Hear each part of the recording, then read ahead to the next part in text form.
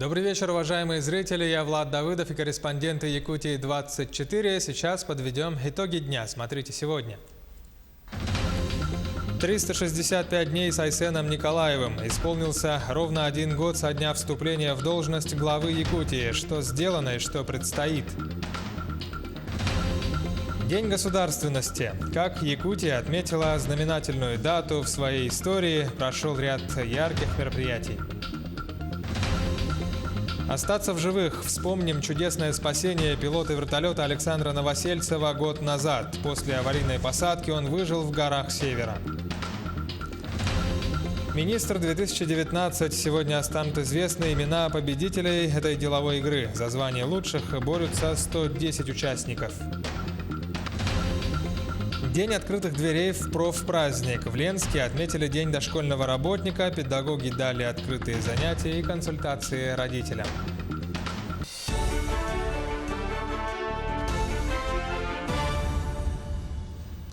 Сегодня Якутия отмечает День государственности. В столице состоялась торжественная церемония возложения цветов к памятнику Максима Аммосова. Члены правительства, депутаты ЛТУМЭН, делегация из Намского района, общественность, сотрудники и студенты СВФУ выразили слова благодарности за его неоценимый вклад в создание якутской автономии. Как известно, в апреле 1922 года Аммосов вместе с Бараховым и Аюнским сыграли ключевую роль в образовании Якутской ССР. Благодаря им удалось закрепить формирование якутской национальной государственности, были определены органы управления региона, ее столица и границы. А в 1990 году была провозглашена декларация о государственном суверенитете, что и стало новым этапом развития. В октябре 1991 года был учрежден пост президента республики. Не возраст определяет человека, а их сознание, их принятие ответственности на большие дела. И мы знаем, возьмем через 5 лет, вы возьмете на себя ответственность стать у руля какого-нибудь направления развития нашей республики. Может быть, это и будет. И университет сделает все для того, чтобы подготовить вас к этим делам. По традиции в этот день якутяне возлагают цветы к памятникам наших видных государственных деятелей. Проходят различные патриотические мероприятия, концерты, уроки гражданской ответственности и многое другое. В знаковую дату в Верхневилюйском Улусе открыли новое здание интерната лицея. В торжественной церемонии принял участие глава республики Айсен Николаев. Новый интернат на 100 мест в 3-этажном здании отвечает всем современным требованиям. Есть медицинские комнаты, столовая. Айсен Николаев – выпускник, золотой медалист этого учебного заведения. Кроме этого, в День государственности также открылась новая церковь в районном центре и водоочистная станция в селе Кентик. Отметим, что это вторая в этом году водоочистная станция в Верхневилюйском Улусе. Она построена в рамках программы по развитию системы водоснабжения в Вилюйской группе районов, которую финансирует компания «Алроса». В республиканской программе по развитию систем водоснабжения в Вилюйской группе Улусов предусмотрено строительство 14 водоочистительных станций, в том числе приобретение 10 специализированных автотранспортных средств. На реализацию всех этих целей акционерная компания «Алроса» выделяет 150 миллионов рублей. Акционерная компания «Алроса» всегда выполняла и будет выполнять свои обязательства. Тем временем исполнился ровно 1 год с того момента, как глава Якутии Айсен Николаев официально вступил в должность. Инаугурация прошла в Гостеатре оперы и балета и совпала тогда с Днем государственности республики. В этом году в преддверии этой знаковой даты руководитель региона провел прямую линию. Трансляцию вели наши каналы НВК Саха, Якутия 24, Радио Татим и все социальные сети главы Якутии, также телеканал Россия 24 и Радио России. Айсен Николаев ответил на самые разные важные вопросы жителей Якутии. По порядку и подробнее в материале нашего корреспондента Саргаланы Захаровой. Прошедшая накануне прямая линия с главой Айсеном Николаевым уже третья по счету. С каждым разом якутяне все активнее принимают участие. Если в прошлый раз в апреле поступило 200 с лишним вопросов, то 26 сентября эта цифра перевалила за 500. По длительности эфир также был дольше – 2 часа. За это время успели охватить больше 30 вопросов, коснулись самых разных тем. Прозвучали и довольно острые.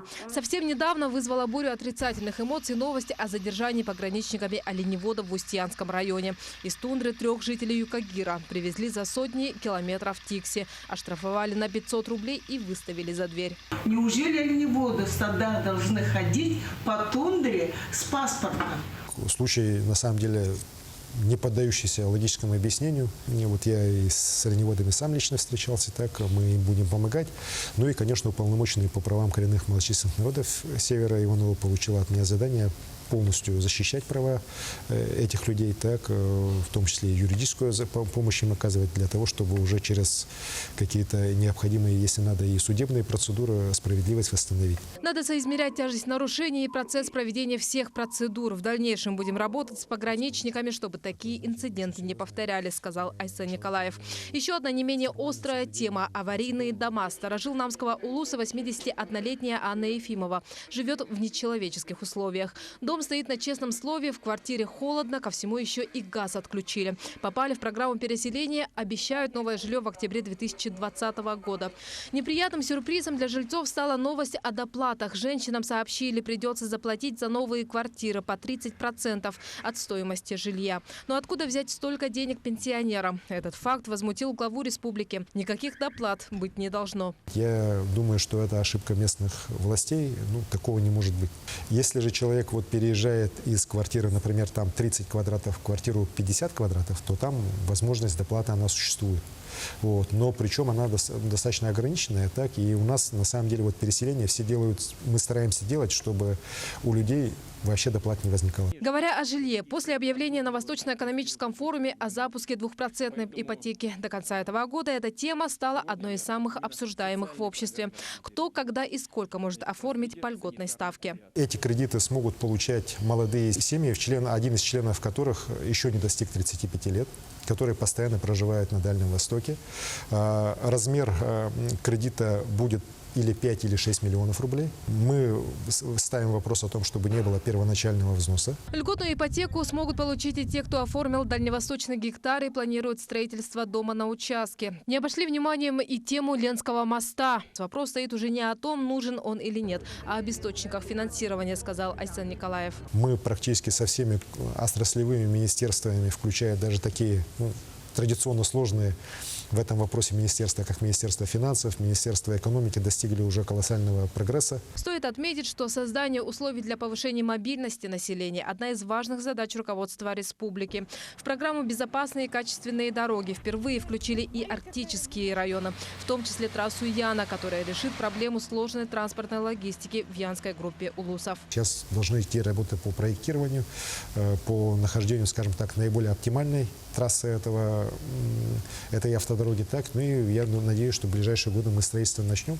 Значимым событием этого года стала встреча первого пассажирского поезда на станции Нижний Бестях. Во время прямой линии в железнодорожном вокзале работала наша съемочная бригада. Предприниматели республики задаются вопросом, стоит ли ждать снижения стоимости грузовых перевозок. Сегодня там уже действуют тарифы российских железных дорог. И по всем оценкам, если раньше, например, по железной дороге можно было довести до Тамота, потом дальше автотранспортом сюда доставлять, так, то стоимость грузоперевозок в среднем на 25-30% уже снизилась. По некоторым категориям еще больше. Прозвучали также вопросы, касающиеся оптимизации у бюджетников, развития малой авиации, предоставления качественных медицинских услуг, развития и поддержки арктических районов республики, достижений и досадных поражений якутских спортсменов. Все они получили ответы. Прямая линия совпала с годовщиной работы Айсена Николаева на посту главы региона. Таким образом, она стала не просто общением со зрителями, но и символическим подведением итогов работы за 365 дней руководства республикой. Саргалана Захарова, Якутск. Также в День государственности сегодня открыли сквер-памятник Степану Аржакову. Он расположился на территории старого города по улице Аржакова. Высота скульптуры 2,5 метра, на создание ушло около 2 месяцев. Напомню, что этой осенью исполнится 120 лет со дня рождения Аржакова. Главная его заслуга – это комплексная модернизация экономической, культурной и социальной жизни Якутии. Степан Максимович был настоящий коммунист, поэтому вот таким я его и изобразил. Есть такая фотография, где он одет в сапогах, кожаной куртке и фуражке. Именно в этой. Ну и еще я ему прибавил маузер, потому что он был как бы борец за справедливость. Замечательно. Все мы находимся в постоянном круговороте праздничных событий. Презентация книги, открытие памятника, День государственности Саха-Якутии. Мы очень счастливы, и для нас большая честь присутствовать сегодня здесь. Также общественность, представители власти, потомки и родственники Алексея Кулаковского возложили цветы к его бюсту. Идеи и мысли этого общественного деятеля, якутского писателя, озвучивались более 100 лет назад, но остаются актуальными и по сей день. 27 сентября 90-го года вошло в историю как день, который определил новые векторы развития республики. Сегодня, 29 лет спустя, мы с уверенностью можем сказать, что наш регион является динамично развивающимся не только в Дальневосточном федеральном округе, но и во всей нашей стране. Праздничные мероприятия, посвященные Дню государственности, проходят во всех населенных пунктах нашей республики. В честь Дня государственности в Центре спортивной подготовки «Триумф» в Якутске прошло масштабное театрализованное представление «Свет над Арктикой». Концепция проекта – показать Арктику с другой стороны, представить ее уникальную природу, культуру. Таким образом, по словам режиссера, должен создаться общий имидж Арктики. Главным режиссером масштабного представления работал художественный руководитель Якутского театра Андрей Борисов. В представлении участвуют 1500 человек. Это творческие коллективы всех театров Якутии и студенты. Таковы новости к этому часу. Вернемся через паузу, через 30 секунд. Оставайтесь с нами. Остаться в живых. Вспомним чудесное спасение пилота вертолета Александра Новосельцева. Год назад, после аварийной посадки, он выжил в горах Севера. Министр 2019. Сегодня станут известны имена победителей известной деловой игры. За звание лучших борются больше 100 участников. День открытых дверей в профпраздник. В Ленске отметили День дошкольного работника. Педагоги дали открытые уроки, консультации. Все это и многое другое через полминуты. Якутия-24, программа «Итоги дня». Продолжаем выпуск. Прошел ровно год со дня чудесного спасения пилота вертолета Александра Новосельцева. Все помнят историю о том, как мужчина выжил в Момских горах при минусовой температуре после жесткой посадки воздушного судна. Там он провел целых 4 дня. Как ему удалось выжить и что он делал, чтобы уцелеть и вернуться домой? Сюжет Сусанны Рожиной. Нулевая видимость, пурга. Вертолет начинает заносить из-за сильного бокового ветра, но по счастливой случайности пилоту удается разглядеть верхушку скалы и повернуть вертолет в сторону, и тем самым избежать прямого столкновения с горой. Так Новосельцев избежал мгновенной смерти. В момент вылета погода была, конечно, не очень хорошая, но по маршруту обещали, что будет улучшение. Ну, к сожалению, немножко я не учел погодные условия, и так называемый перед со сыром, перевал, попал достаточно сильный снежный заряд, и, к сожалению, мощности вертолета не хватило. Перескочить его, там высота была порядка 2400, и на 1700, к сожалению, у меня двигатель не выдержал. Александр был вынужден сделать аварийную посадку, и слава богу, он не получил увечий и смог подать сигнал СОС.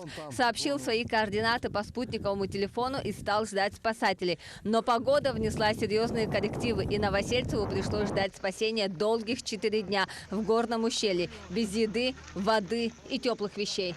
К сожалению, в полете у меня был только запас топлива, не было продуктов, не было воды, как-то удалось это все растянуть.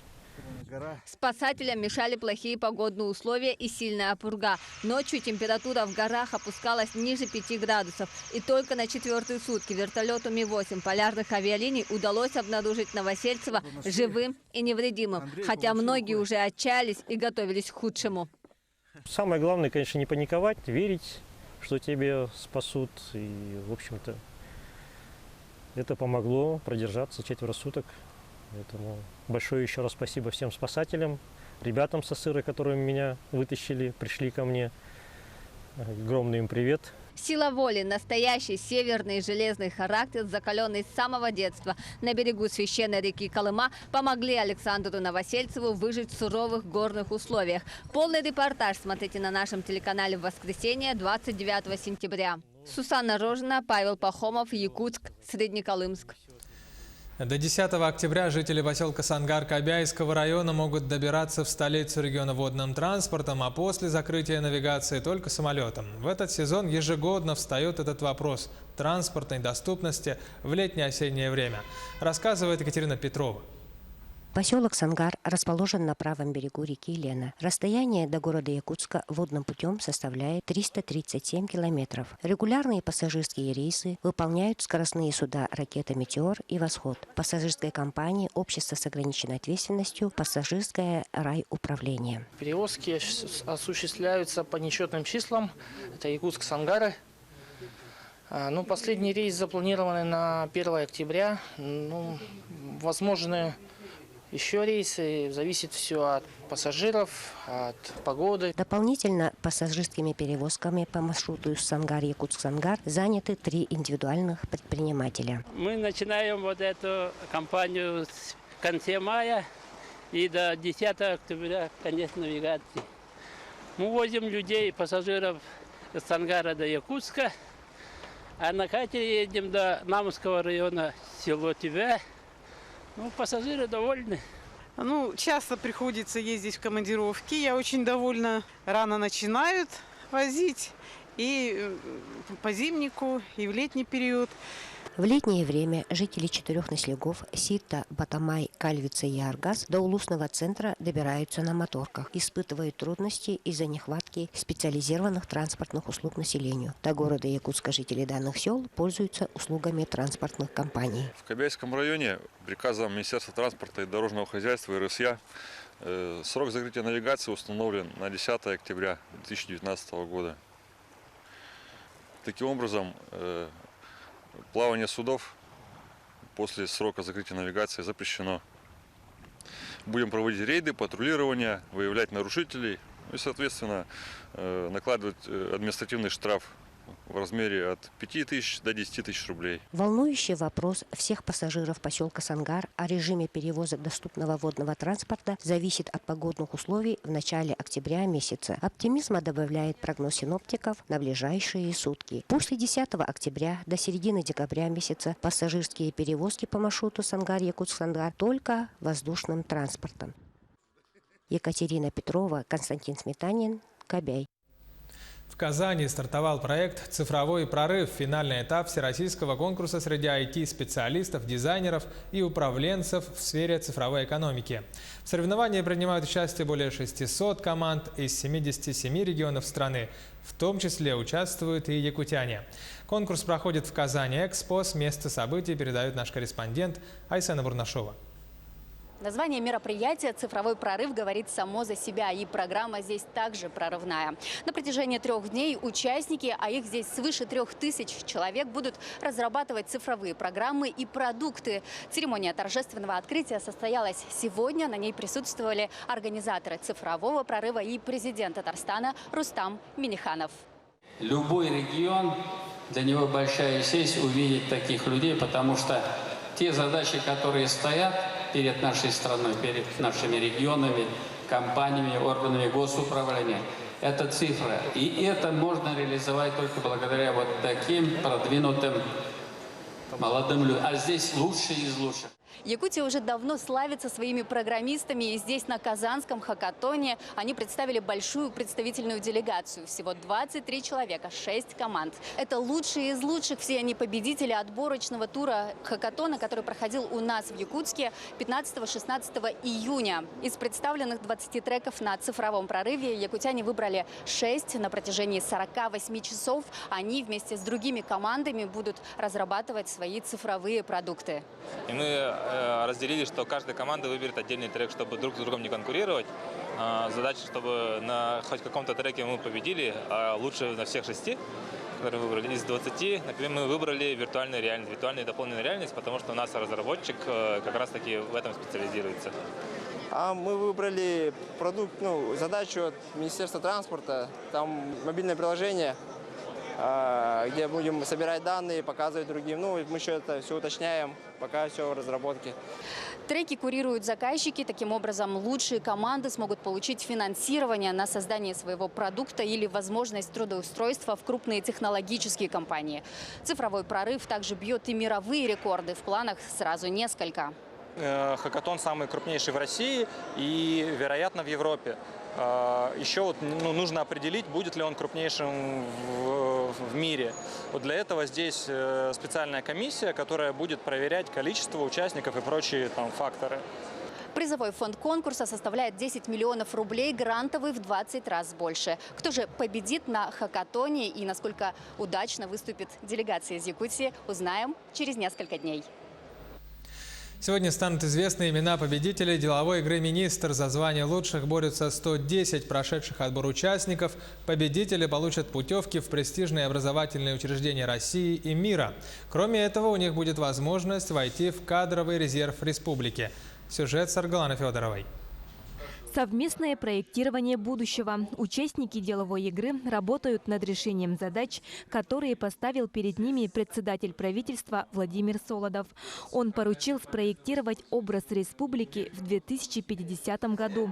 Работа прошла в формате форсайт-сессии вместе с членами правительства. Игроки, разделившись на 4 команды, определили более 100 ключевых трендов, которые характерны для республики. Цифровое строительство, стопроцентное покрытие территории республики высокоскоростной связью, увеличение переработки мусора и расширение доли экопродуктов. Вот такие тренды сформировали участники игры. Скомпоновав все это, участники разработали проекты по развитию региона. Одна из команд предлагает добывать гелий из природного газа, чтобы использовать его в медицине, а также экспортировать в Азиатско-Тихоокеанский регион. Заводы по добыче нефти и газа уже существуют. Там можно просто делать пристройку, чтобы газ не просто так улетучился в атмосферу, а автоматически еще изымался. А другая команда разработала проект по созданию исследовательского института по переработке редкоземельных металлов. Участники предлагают производить аккумуляторы, которые смогут работать в аномально отрицательных температурах минус 50 и ниже, и продавать их по всему миру. Редкоземельные материалы, чтобы их использовать и привлечь сюда инвесторов, нам нужно выйти на законодательный уровень и выпустить федеральный закон о запрете вывоза редкоземельных материалов в качестве сырья за пределы территории Российской Федерации, а для исследовательских целей за пределы территории Республики Саха-Якутия. Лучшие проекты войдут в акселерационную программу «Министр 2.0». До конца года проекты будут доработаны, затем принято решение о том, какие проекты мы в итоге будем реализовывать, и по ним будут выделены необходимые меры поддержки, включая и грантовое финансирование, и самое главное, будут закреплены наставники из числа органов исполнительной власти. Если раньше ключевую роль играло командное соревнование, то в этом году основное внимание эксперты уделили индивидуальным способностям игроков, чтобы включить их в кадровый резерв республики. За 11 лет проведения игра стала кузницей кадров для Якутии. Саргалана Федорова, Семен Семенов, Якутск. В Ленске отметили День дошкольного работника. В этот день двери детских садов были открыты для всех желающих. Мамы, папы, бабушки, дедушки будущих воспитанников смогли посетить открытые занятия и получить консультации от педагогов. Все подробности у Анны Кожевниковой. Свой профессиональный праздник воспитатели Ленского района отмечают, не отрываясь от работы. Несколько детских садов Ленска распахнули двери для своих будущих воспитанников и их родителей. Малыши могут исследовать территорию, получить первые коммуникативные и образовательные навыки, а родители – консультацию у специалистов. Сегодня детский сад Сардаану посетило около 20 семей. Это дети до 1,5 лет, которые уже самостоятельно познают окружающий мир и налаживают контакт со сверстниками. Ему очень понравилось. Он даже меня не замечает, бегает. И у него и шарики дома тоже есть. Но ему здесь неинтересны шарики, ему здесь больше машинки и что-то развлекательное. Дома занимаемся, тут и детки, и все. Подобную работу руководство детского сада проводит не впервые. Родители могут посещать консультации у педагогов регулярно, 4 раза в неделю, очно и постоянно дистанционно. В Сардаане действует проект «Виртуальный детский сад», где через интернет родители могут получить рекомендации для занятий с малышами дома. Мы родителям предлагаем там же какие-то игры, занятия, консультации наших специалистов. И они уже могут, не посещая наш детский сад, видеть работу. Мы сегодня сделали день открытых дверей для того, чтобы родители увидели, что вообще из себя представляет детское учреждение, потому что некоторые никогда не были. Мы думаем, что они будут нас посещать до того времени, пока не придут к нам уже как организованные дети в наш детский сад. В «Золотом ключике» подобные мероприятия тоже проводятся 1-2 раза в год, но руководство приняло решение чаще встречаться с родителями и детьми, знакомить их с режимом детского сада, педагогами и другими специалистами. На базе нашего детского сада, так же как и во всех других садах района, у нас тоже начал работу консультативный пункт. Что это такое? То есть это именно идет работа с родителями и с детьми, которые еще не посещают детский сад. Так же, как и сегодня, были разные формы работы с родителями и работы с детьми, общения в разных формах. Мы планируем использовать тоже разные формы. Это, например, мастер-классы для родителей и занятия с детьми по интересующим темам. Здесь были дети от 4 месяцев до 2 лет. Например, Артем и Светлана, родители 2-летней Маши и 9-месячного Никиты, желают обоих малышей отдать в этот детский сад. С нами связались представители детского сада, оставлены же контакты при встановлении на очередь. Потому нам позвонили, сказали, что ожидают нас. Довольно интересно. В принципе, посмотреть нужно, как будет именно ребятишкам. Нам нравится, как здесь уют, расположение. И в целом хорошо здесь. В «Золотом ключике» консультативный центр будет работать 2 раза в месяц. И темы для встреч могут предлагать сами родители. Ведь им виднее, какая помощь понадобится им и их малышам. Потому что именно мамам и папам совместно с детьми предстоит сделать новый шаг и помочь успешно социализироваться своему ребенку. Анна Кожевникова, Виталий Андреев, Ленск. Таковы итоги дня сегодня. Якутия-24 продолжает работу. Оставайтесь с нами, будьте в курсе.